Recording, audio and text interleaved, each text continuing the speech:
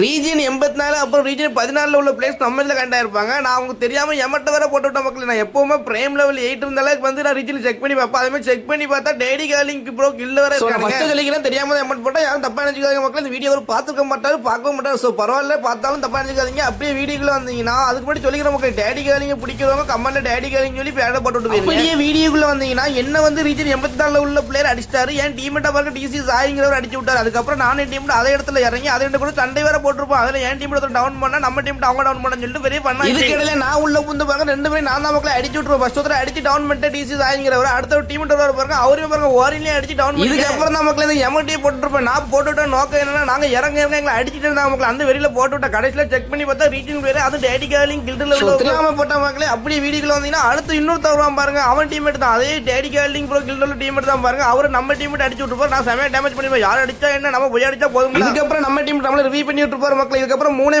Team தான் இருக்கும். நம்ம டீம்மேட் அப்புறம் டேடி காலிங் அவர் கில்டுல உள்ள டீம்மேட் அப்புறம் இன்னும் எனிமி இருப்பாரு. நிறைய கில் அடிப்போம் மக்களை. கடைசியில பார்த்தா அந்த ரீச்சஸ் கோட் நம்மள அடிச்சு விட்டு போயிட்டு